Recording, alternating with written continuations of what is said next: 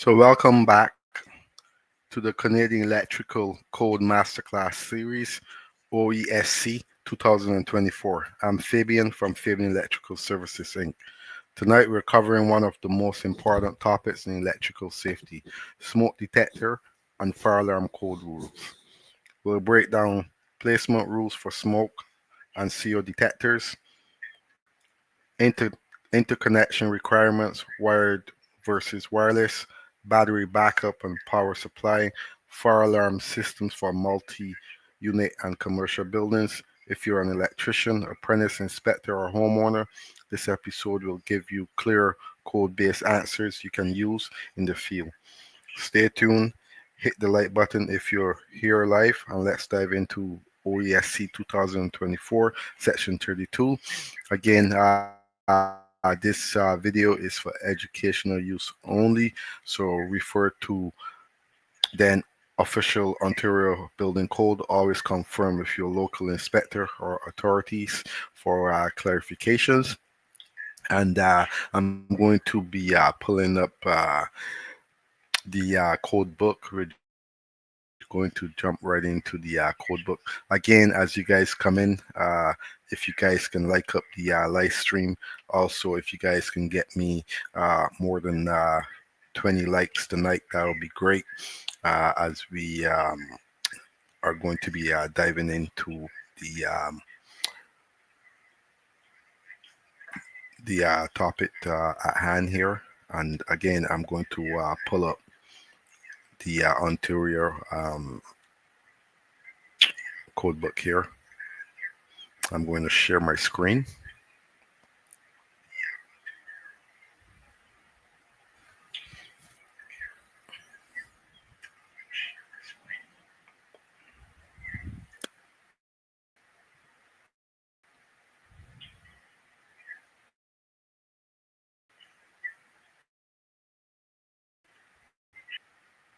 So again, this is the basically section 32, fire alarm system, smoke alarms, carbon monoxide alarms, and fire pumps. Also says see Appendix G, and 3200 scope says see Appendix B, called fire alarm system, permanently connected smoke alarms, carbon monoxide alarms, and fire pumps required by the National Building Code of Canada.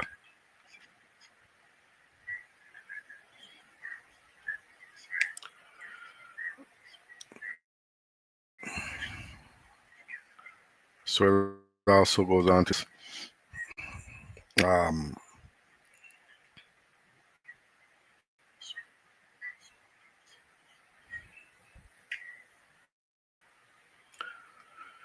so except as provided by Subrule 2, insulated conductors shall be copper and shall have an ampacity adequate to carry the minimum current that can be provided by the circuit. Optical fiber cables shall be permitted for use in data communication links between control units and transponders of a fire alarm system, as this ULC-5524. And optical fiber cables is one of those cables that I've seen before. They mostly use it in commercial. I'm not sure if they use it in industrial also. Stranded insulated connectors with more than 7 strands shall be bunched in or terminated in connectors. Conductors shall have an insulation rating not less than 300 volts. Again, this is the fire alarm system. Um,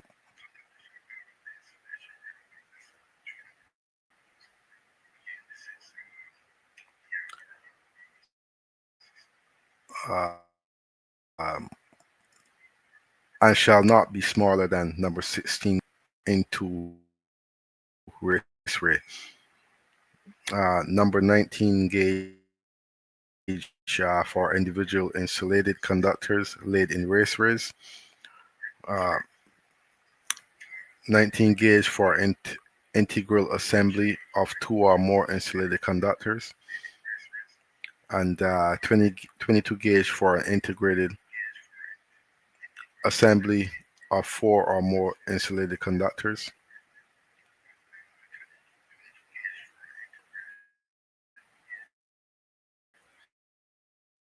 Insulated conductors and cables shall be suitable in accordance with Rule 12-102, number 3, except that individual insulated gauge copper of the type selected in accordance with Rule 12-122. So this is basically sending you to this rule after you have read this one rule here. Wiring method. An insulated conductor of a fire alarm system shall be an insulated conductor of a fire alarm system type.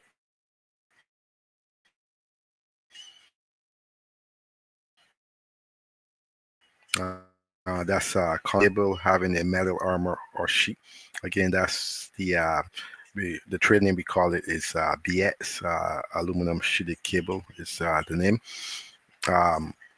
Installed in rigid non-metallic conduit.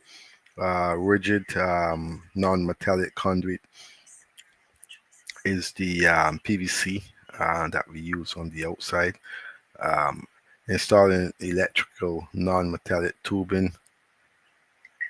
We're embedded in at least 50 millimeters of masonry or poured concrete.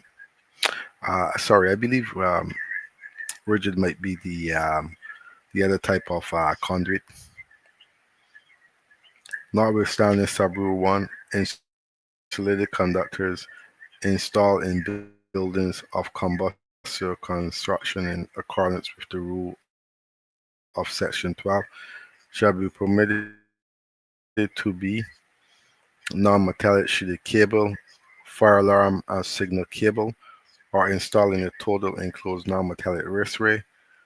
The insulated conductors shall be installed to be entirely independent of all other wiring and shall not enter a raceway, box, apply. A signal, an auxiliary device, or a communication circuit.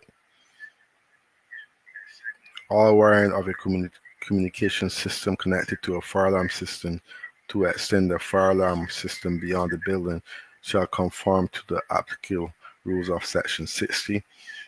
An insulated conductor containing the same raceway or cable shall be insulated for the highest voltage in the raceway or cable. Not going to go too much into the fire alarm. There's this it's a whole different ball game. So equipment bonding, expose non-current carrying metal parts of electrical equipment, including says expose non-current carrying metal parts of electrical equipment, including outlet boxes, conductor enclosure, wrist and cabinets, shall be bonded to ground in accordance with section 10. So that means the boxes, metal stuff, section 10. Where a non-metallic wiring system is used, a bonded conductor shall be incorporated in each cable and shall be sized in accordance with Rule 10-16.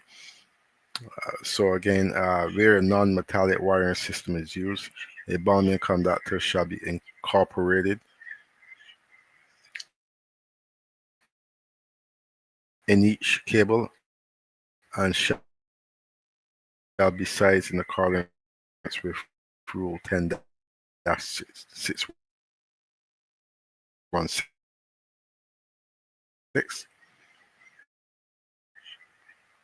leaves supply sleep. So again, this is the fire alarm that it's referring to when it comes to the actual terminals.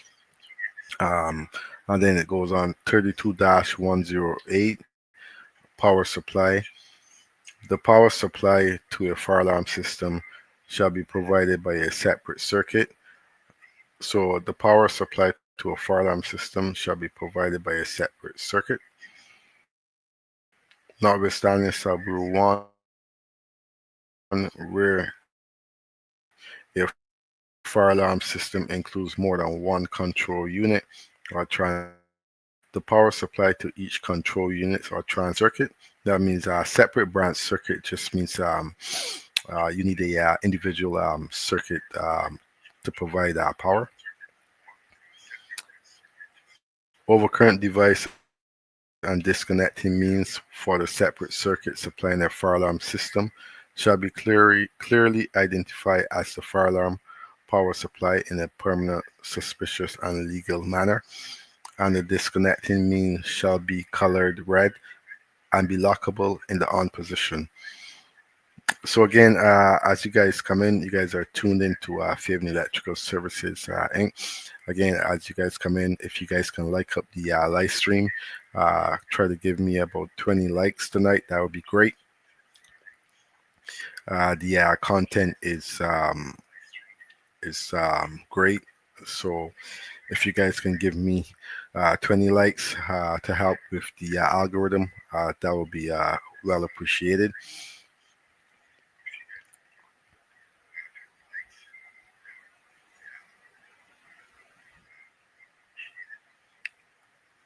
Okay, so um, we're now at smoke alarm and carbon monoxide alarms. So again, smoke alarms are very important. It's life safety. It helps you um, to get out of the home in time once functioning properly, meaning that you have to have your backup battery in place. Make sure your backup battery is always working, just in case you do lose power from the actual smoke detector itself with the main power coming in. If your battery is working, it will signal. Also, make sure that your smoke alarm, smoke detector is not expired. Um, Max 7 years for the normal smoke detectors and 10 years for the other kind of the strobe-like smoke detectors. So installation of smoke alarms and carbon monoxide alarms in dwelling units. The following requirements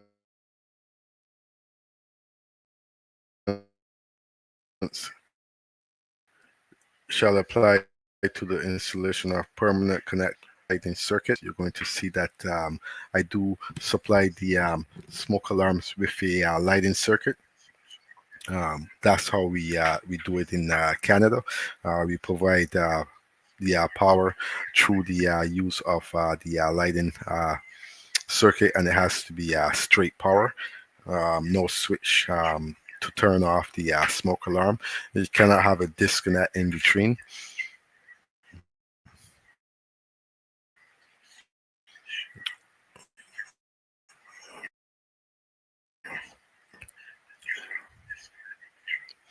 So smoke alarm or carbon monoxide alarm shall be supplied from a lighting circuit or from a circuit that supplies a mix of lighting and receptacles.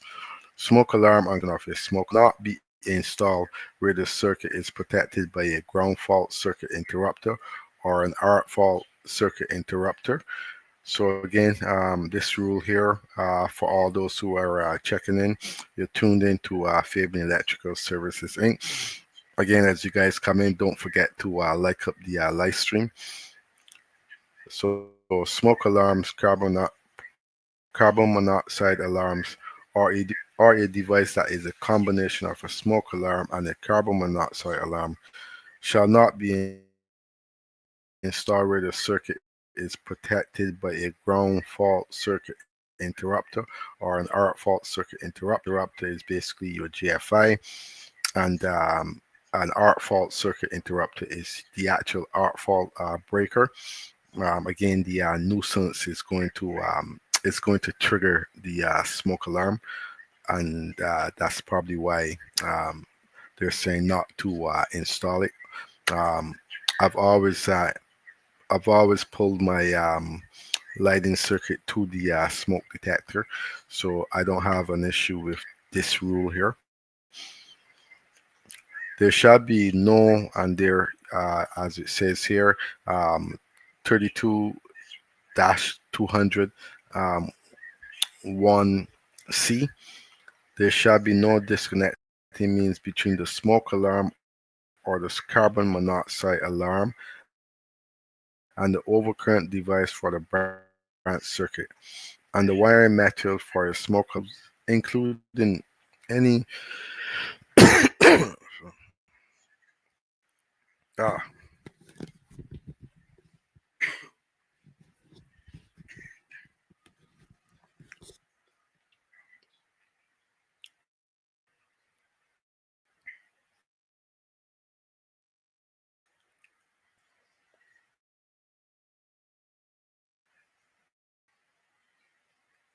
monoxide alarm, including any interconnection of units and their associated equipment, shall be in accordance with Section 12. Notwithstanding Sub-Rule 1B, where a smoke alarm, carbon monoxide alarm, or a device that is a combination of a smoke alarm and a carbon monoxide alarm had battery as a secondary supply source. Such an alarm or device shall be permitted to be connected to a circuit protected by a ground fault circuit interrupter or an arc fault circuit interrupter. So again, we're going to read this rule again.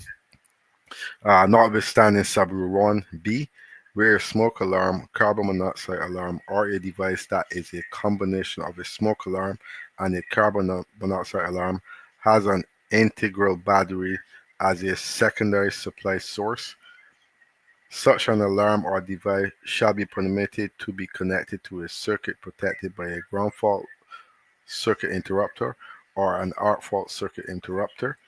So I'm going to go back to the other rule here. Um,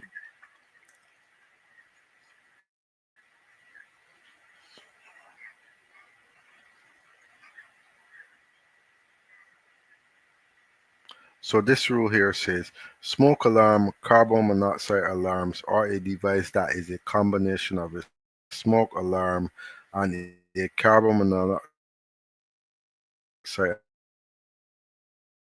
alarm shall not be installed where a smoke alarm, carbon monoxide alarm has an integral battery as a secondary supply source. So these are two different rules here.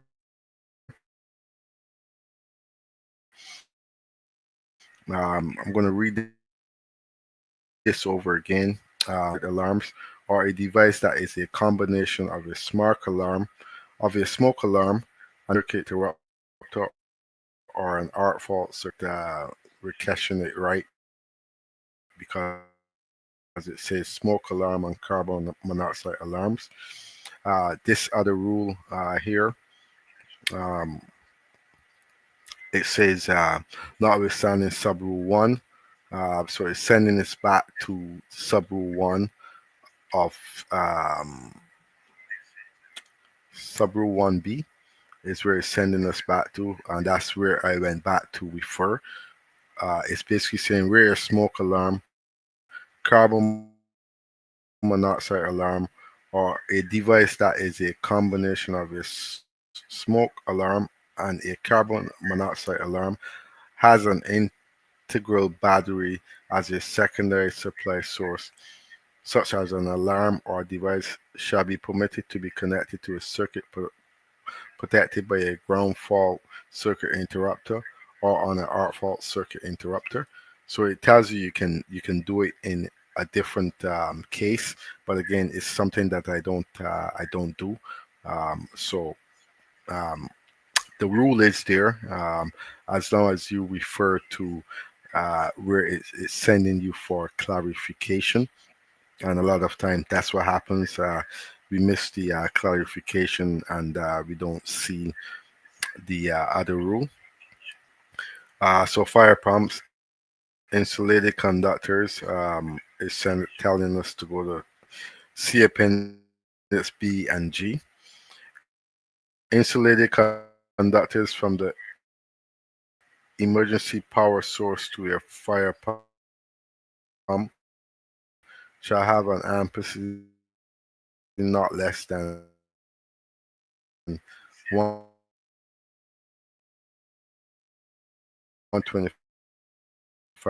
of the full load current rating of the motor, where 25% auxiliary loads, where two or more motors are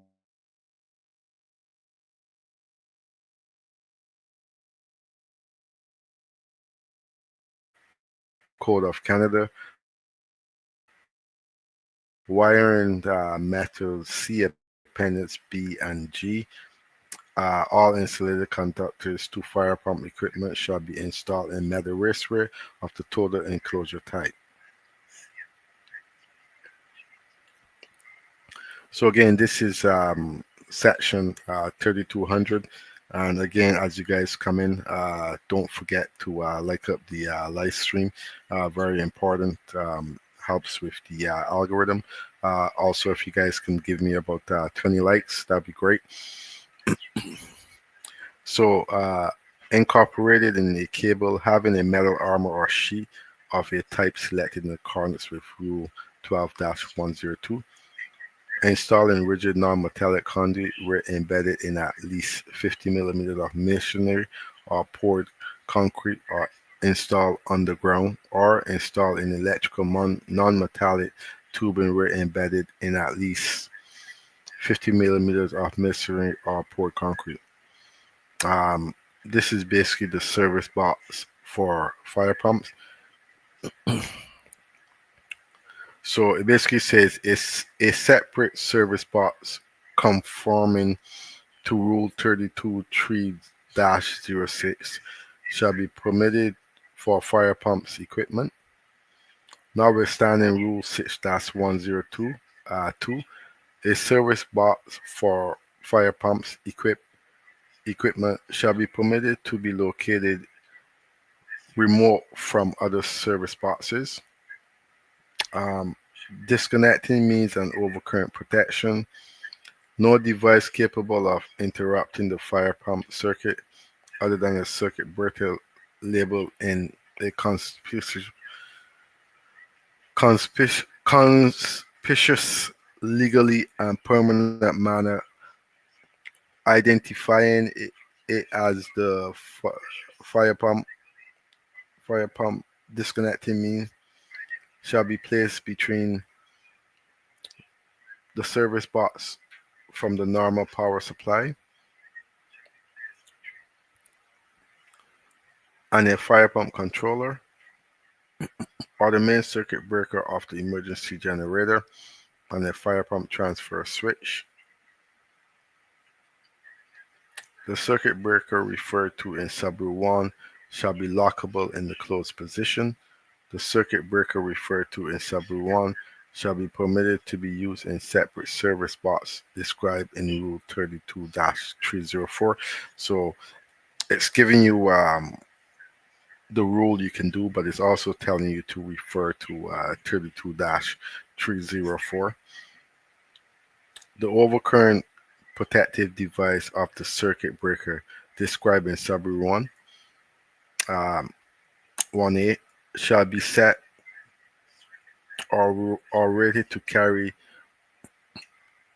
indefinitely the lock rotor current of the fire pumps. The overcurrent protective device of the circuit breaker described in Subrule 1B shall be set or rated at a value not less than the overcurrent protection provided integral with the fire pump transfer switch.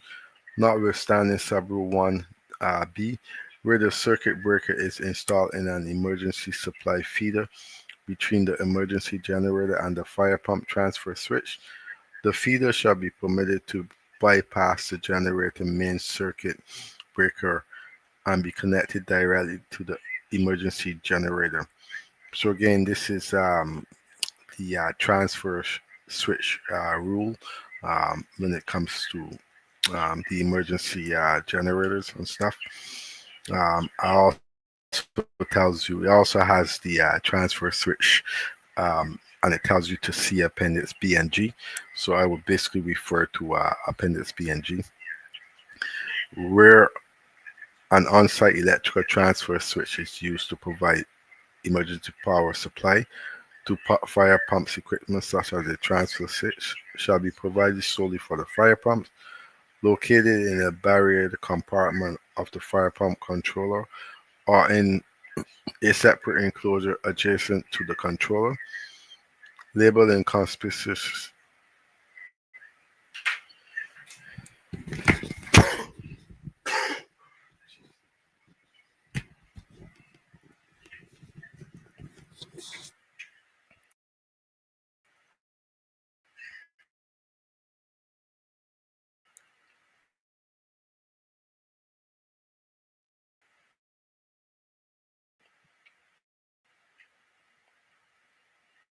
Here, just want to find back where I was.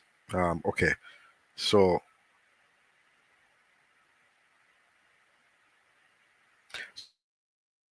label in a conspicuous, legible, and permanent manner, identifying it as the fire pump service, and so mark. Where more than one fire pump is provided with the emergency power as described in sub-rule 1, a separate transfer. You guys come in. If you guys can like up the live stream, help me get through the algorithm, that would be great. Please and thank you. Just like up the live overhead, overload and overheating protection. See Appendix G. The branch circuit conductors and control conductors or equipment of a fire pump shall not require overload or overheating protection and shall be permitted to be protected by the motor branch circuit over current device. For protection shall not be installed in the fire pump circuit. So I believe that is that for the actual to share my screen. I'm going to right now the building code.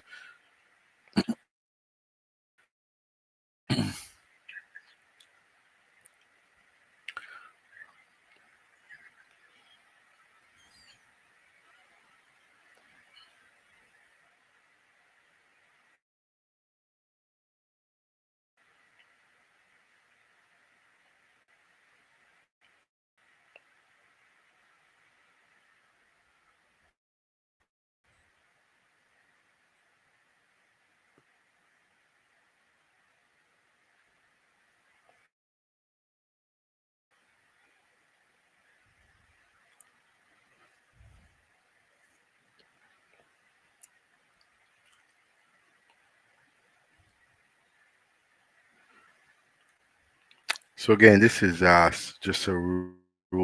Smoke detector regulations for Ontario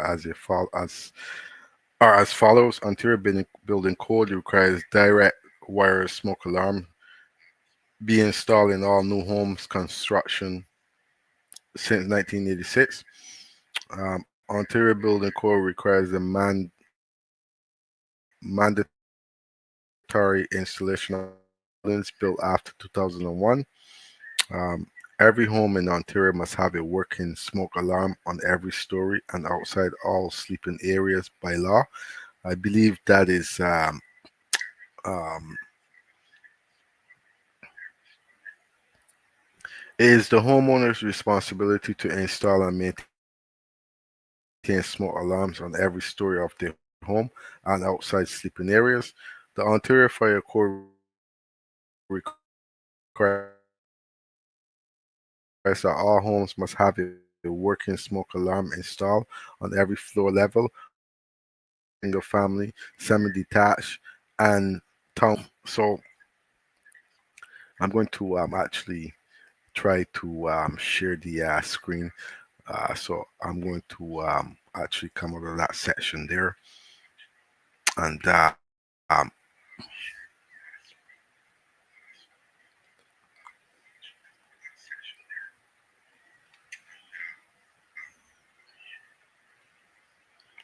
so just give me a moment here.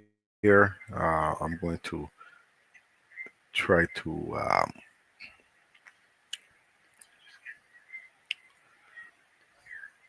so again, as you guys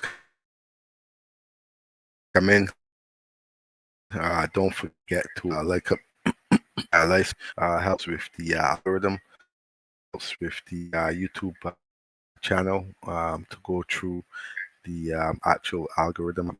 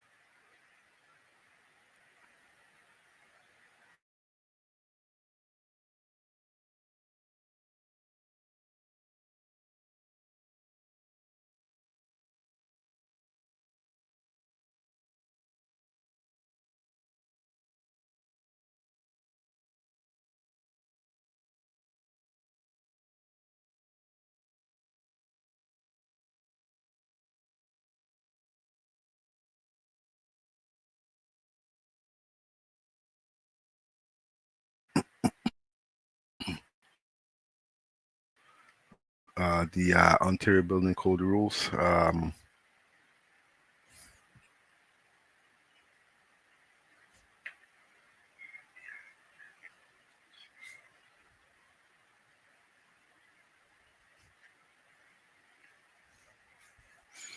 So it goes on to say,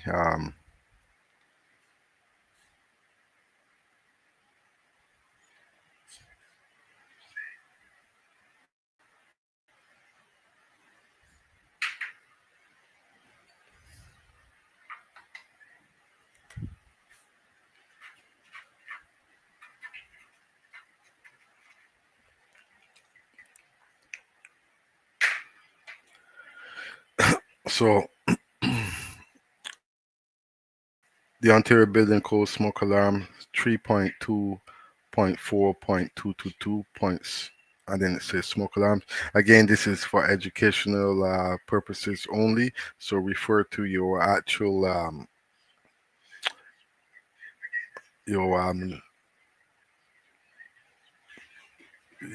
your actual local inspector, just to clarify. Except as permitted by sentence Canada/ULC-S531, smoke alarms shall be installed in each building unit and except for care and treatment for detention occupancies required to have a fire alarm system in each sleeping room, not within a dwelling unit, of a dwelling unit.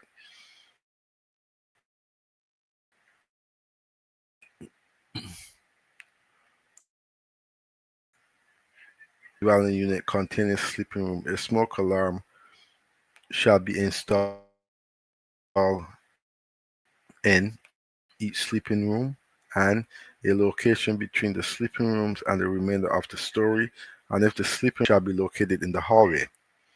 A smoke alarm shall be installed on or near the ceiling.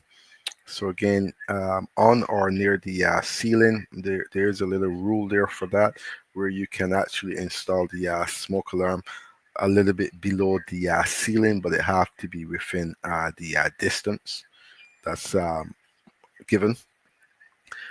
Except as permitted by sentence 6, smoke alarms required by sentence 1 shall be installed with permanent connection in an electrical circuit. So again, be installed with permanent connection in electrical circuit. That's the same thing as the lighting circuit. Have no disconnect. Have no disconnect switch between the overcurrent device and the smoke alarm. And in case of regular power supply to the smoke alarm is interrupted, be provided with a battery as an alternative power source that can continue to provide power to a smoke alarm for a period of not less than 7 days in a normal condition, followed by 4 minutes of alarm.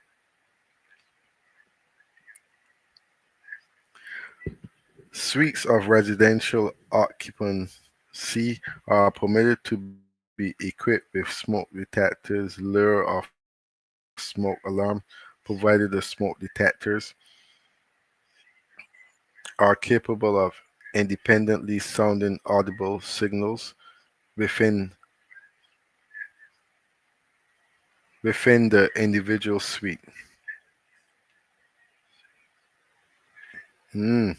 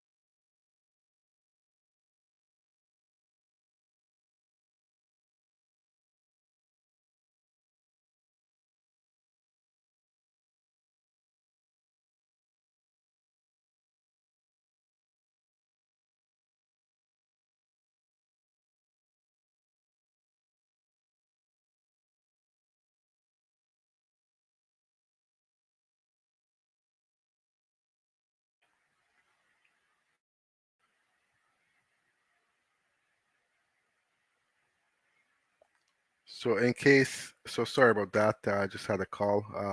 So in case of a regular power supply to the smoke alarm is interrupted, be provided with battery as an alternative alternative power support that can continue to provide power to the smoke alarm for a period of not less than 7 days in the normal condition, followed by a 4 minute of alarm. Suites of residential Suites of residential occupancy are permitted to be equipped with smoke detectors, lure of smoke alarms, provided the smoke detector are capable of independently sounding audible audible signals within the individual suites, except as provided by sentence uh, are installed in conformance with CAN ULC dash S524, installation of fire alarm systems, and verify in conformance with CAN/ULC S537, verification of fire alarm systems, and form part of the fire alarm system. Smoke detectors permitted to be installed in lieu of smoke alarms as provided in sentence 6 are not required under clause 6 to sound an alarm throughout the rest of the building, provided they sound localized alarms within individual suites and otherwise meet the requirements of clause. If more than one smoke alarm is required in a dwelling unit, the smoke alarm shall be wired, and then it just tells you electricians in ECR wires so that the actuation of a smoke alarm will cause all smoke alarms with the dwelling unit to sound. The smoke alarm required sentence shall be installed in conformance with Detector/ULC. Gives you all that information. Except as permitted by sentence 11, a manual operating the device. That's a pull station. A manual operated silencer device shall be incorporated within the circuit of a smoke alarm installed in a dwelling unit so that it will silence the signal emitted by the smoke alarm for a period of not more than 10 minutes, after which the smoke alarm will reset and again sound the alarm if the level of smoke in the vicinity is sufficient to reactivate to the smoke alarm. Again, this seems like this is going into the actual fire alarm that I don't really want to go into. Again, as you guys come in, don't forget to like up the live stream, please and thank you.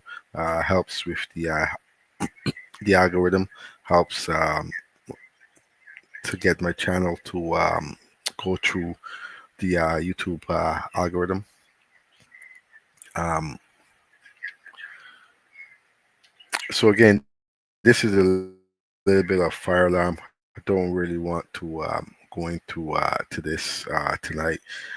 Suites of residential occupancy equipped with smoke detector shall S524 installation of fire alarm system as part of the fire alarm system in lieu of smoke alarms are permitted by sentence 6 need not incorporate the manual um, the sound patterns of smoke alarm shall meet the temporal patterns of a smoke alarm signal or be a combination of smoke alarms required by sentence 1 shall have a visual signaling component conforming to the requirements in 18.5.3, light color and pulse characteristic of NEFA 72 National Fire Alarm and Signaling Code. The visual signaling component required by sentence 13 need not be integrated with the smoke, be on battery backup, or have synchronized flash rates when installed in the dwelling unit. The luminous intensity of a visual signaling component required by sentence 13 that are installed in sleeping room shall be a minimum of 175 CD. The luminous intensity of for visual signaling components required by sentence that are installed in sleeping room shall be a minimum of 1.75.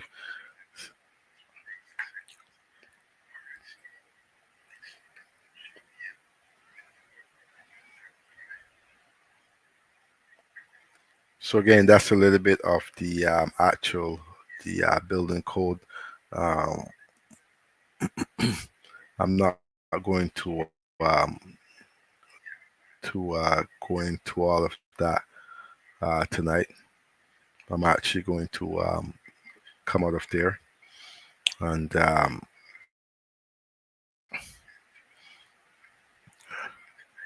I'm going to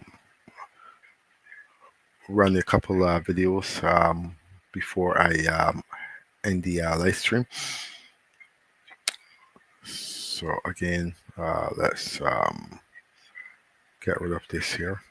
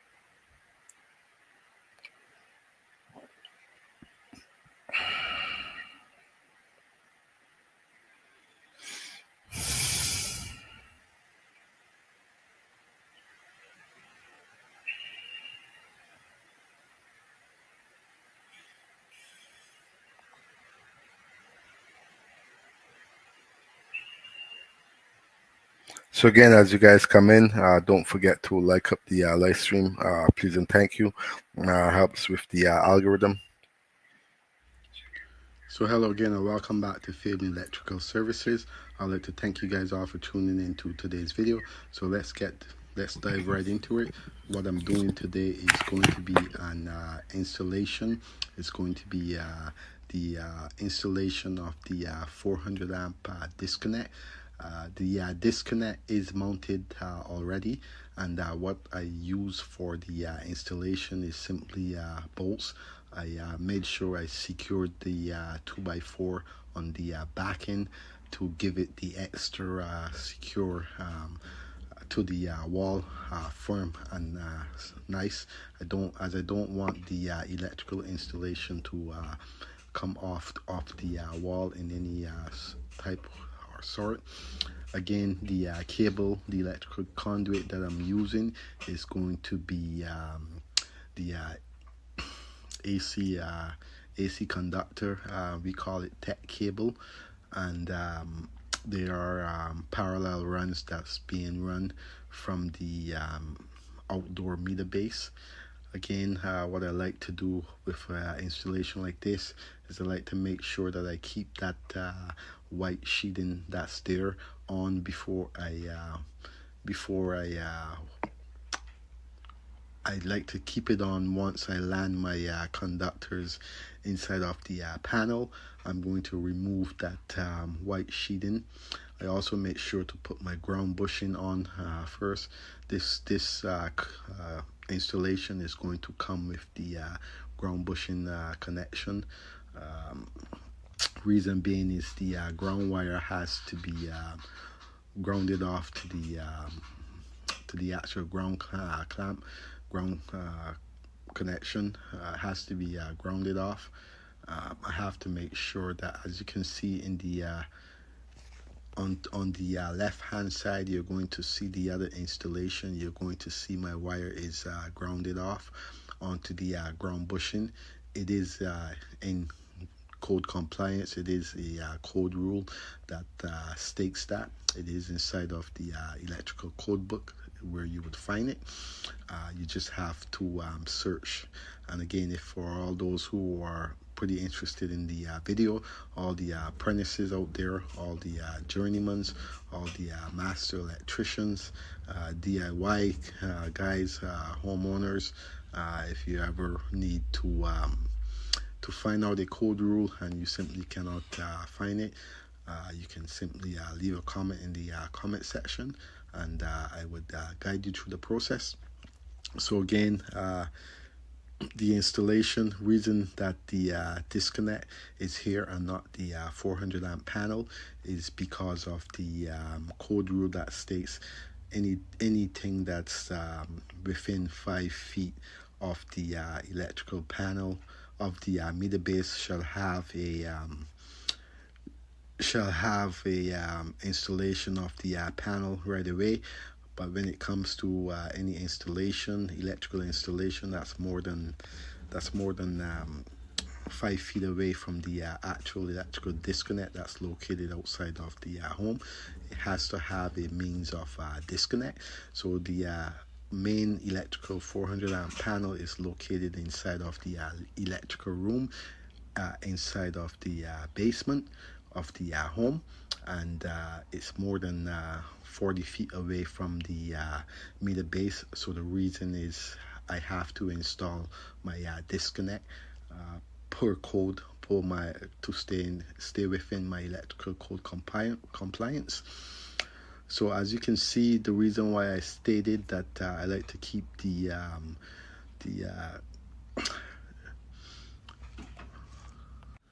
white paper on is it simply helps with the cable. As you can see, the cable is locked in place. Once you disassemble that, it gives you a lot more problems to get the cable inside of the connector. So again, that's why I always make sure I land my cables inside of the disconnect, inside of the connectors, and I make sure that I remove that. Then what I go ahead and do is I simply ground off my ground. I do my groundings. So this is a grounding and bonding installation. There are two different things when it comes to bonding and grounding. Serve two different applications. So never get that confused. Also, you're going to see I have my phasing tape on my cable. Reason is this cable does not come with identify neutral, and in the code book it simply states that your incoming neutral has to be identified. There is a rule where you electrical code rule, code compliance, that states that a particular size of cable we must identify up to. So this is what I am doing here, identifying my conductors with the white tape that is being used. It's always best to have also your line and loads coming in to be separated. Never have them touching each other. It is a code compliance rule that states that your feed that's coming in, your main feed, is not supposed to come in contact with your actual load side that's going out. So for this reason, you're going to see the installation. I'm also going to be using my flat screwdrivers, Robbie screwdriver. Most of the time in this installation, I use my bigger screwdrivers to get the full torquing. Again, also what I like to use is my Milwaukee drills. Very handy, never fails me, gets the job done on a daily basis. Also, set of Allen keys is what is required. A lot of times I use my regular Allen key sets for a disc for installation like this.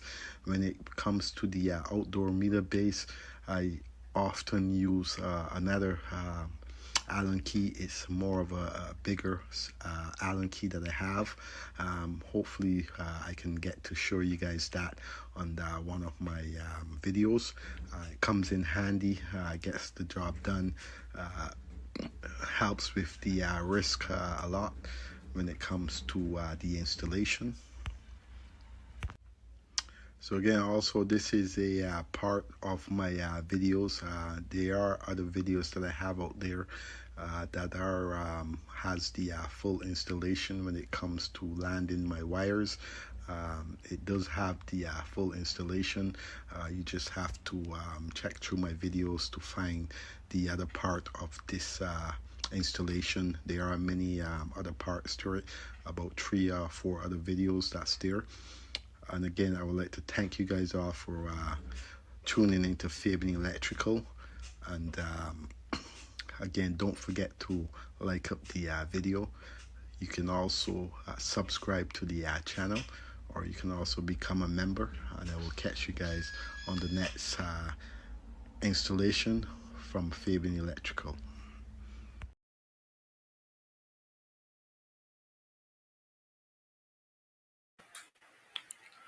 So again, as you guys come, if you guys are getting great content tonight, don't forget to smash that like button.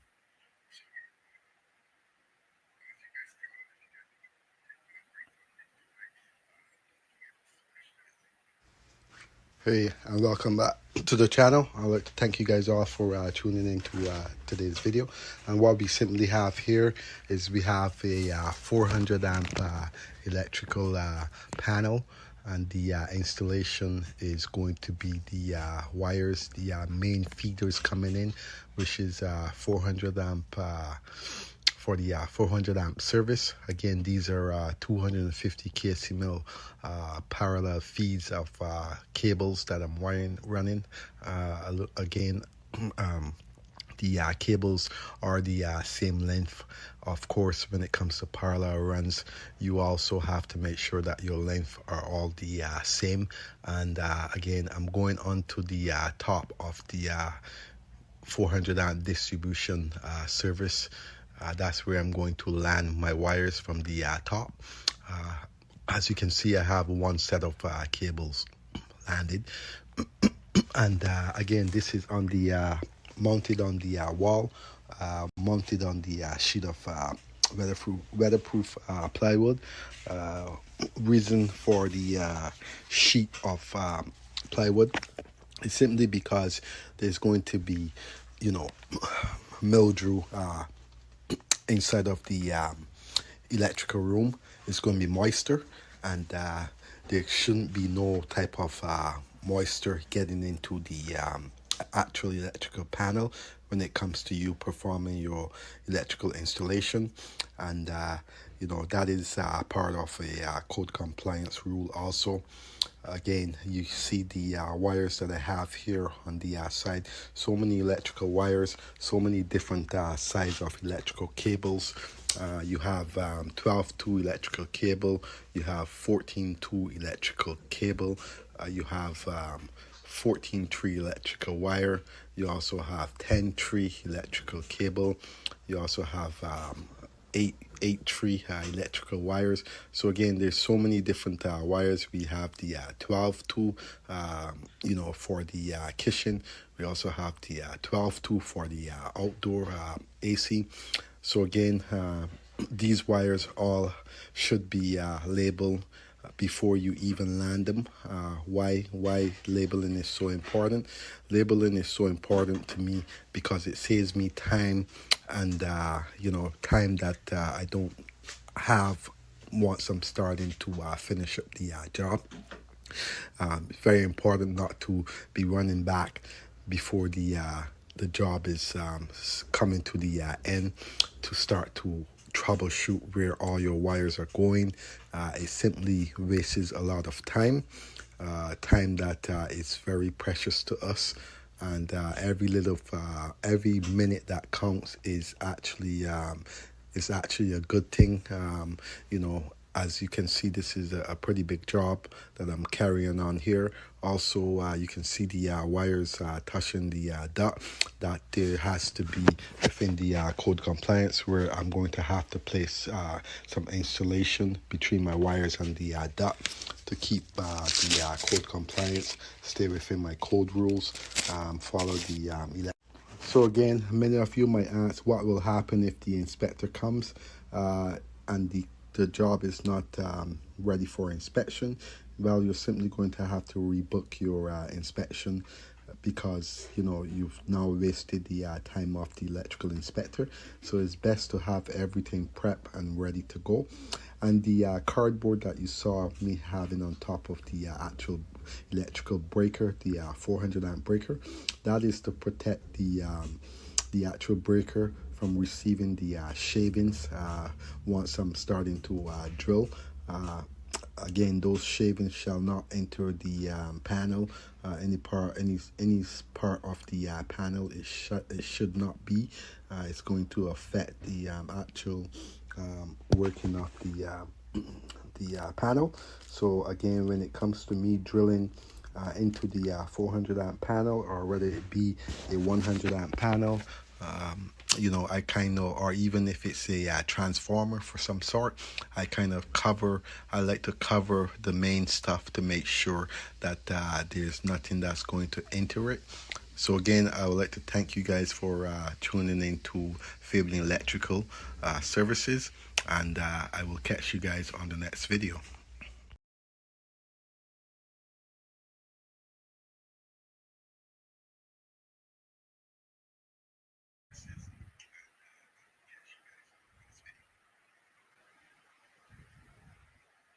So again, as you guys come in, don't forget to smash the like button. Helps with the algorithm. Helps It helps with the channel. Helps to get the actual channel out into the YouTube world. So I'm going to try to play another video here. Most of you guys probably would have missed it today. So I did do a premiere today. So I'm going to try to play that right now before I get off the live stream. Again, as you guys come in, if you guys can give me 20 likes, 25 likes on the live stream, that would be great.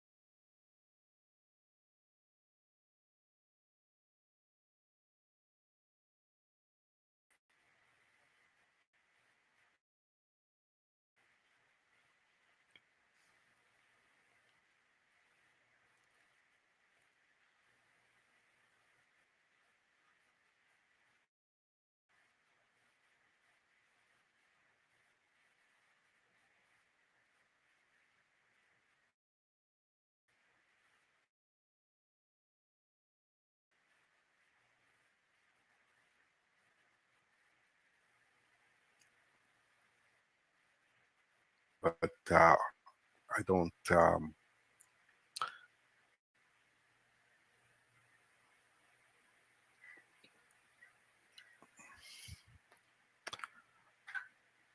So again, I'm not sure why I'm not seeing myself here. I did turn the camera on. I wanted to test something out here, but I don't think it's seeing me for some reason. Not sure. So again, sub panels must be installed in a readily accessible and protective location, not in bathrooms or um, clothing closets, and with adequate working space, minimum 36 inches in front and 30 inches wide. Um, as you said, permits and inspections, a permit for sub-panel installation, and the work must be inspected by the Electrical Safety Authority, ESA, to ensure compliance with the code. And then it has the bounding and grounding, where it simply says sub-panels must be properly bounded and grounded, and neutrals and grounds isolated and connected to separate bus bars. The ESA issues a certificate acceptance upon successful inspection, which is crucial for insurance and resale purposes. Also, when it comes to specific consideration, your service conductors, size of the service conductors between the main panel and the sub panel is crucial and should be determined by a qualified electrician.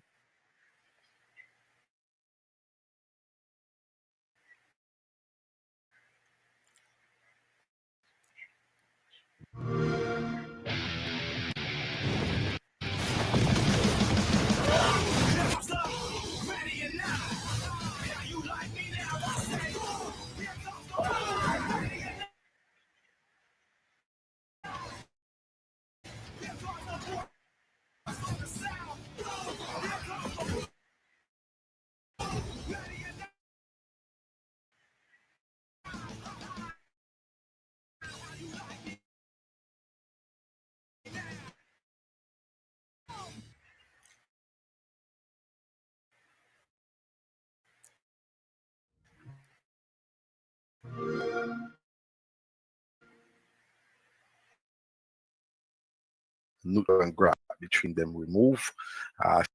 So again, you will also see that on some of my videos when it comes to the removal of the bonding strap. I have actually um, showed that on the actual the prev- previous live stream. You can go back also and check out the previous live streams. You can also check out the previous videos and my shorts, and you'll also see the remove from a panel. And also wire connections. Hot wires should be connected to the appropriate lugs on the breaker. So hot wires should be connected to the appropriate lugs on the breaker, and the other end of the cable should be connected to the main panel. Also, safety on any electrical components. And important notes: sub panels do not add capacity to the overall electrical system.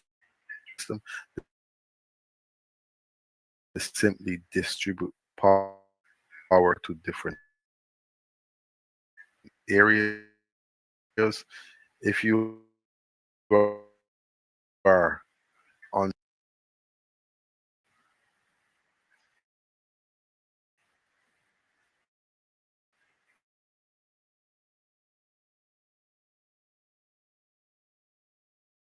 also, I'd like to thank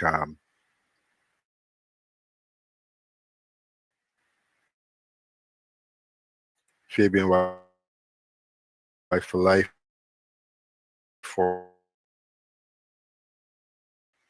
the donation.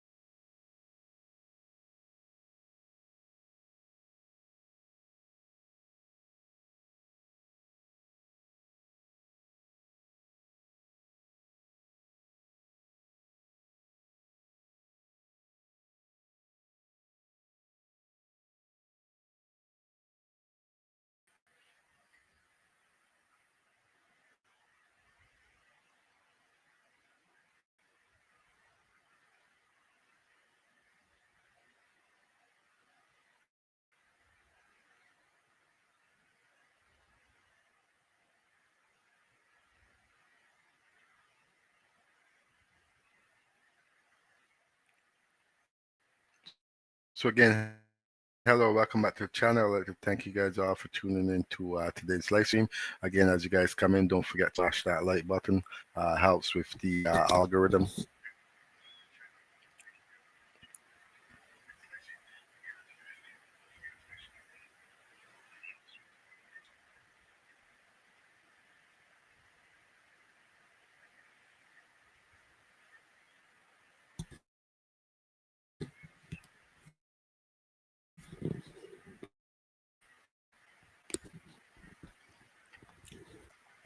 So again, what this is a simple swap out 100 amp to 100 amp panel, older style commander.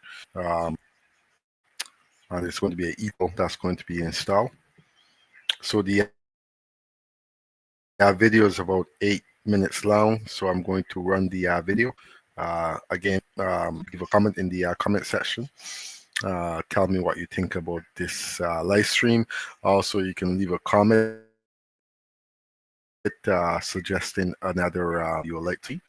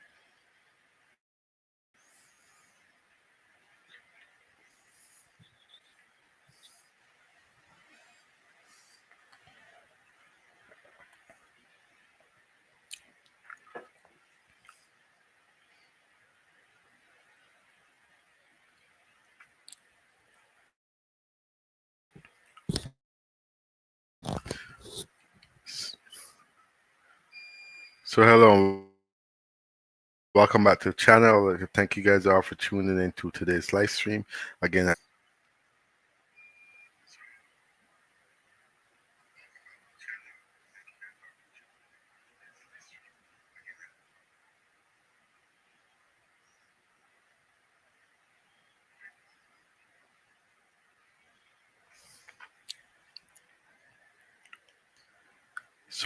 this is going to be the last video that I'm going to be playing for tonight.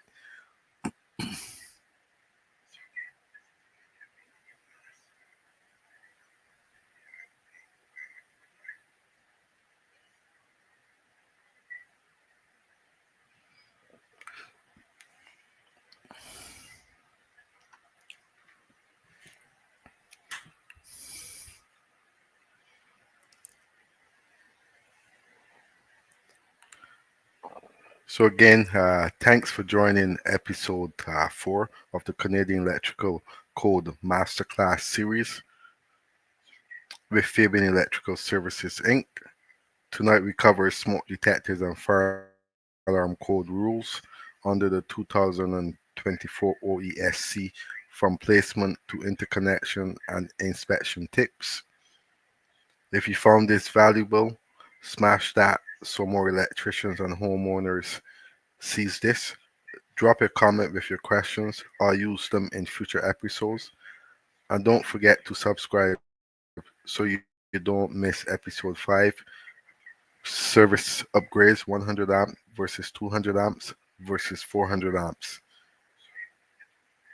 Catch up on all my episodes in the masterclass playlist here, pinned in the comment section. Also, it's pinned to the top of the live stream. You can click on the link and it takes you right to the playlist. And there's a lot in there that you can choose from. Again, stay safe, work smart, and I'll see you in the next live stream.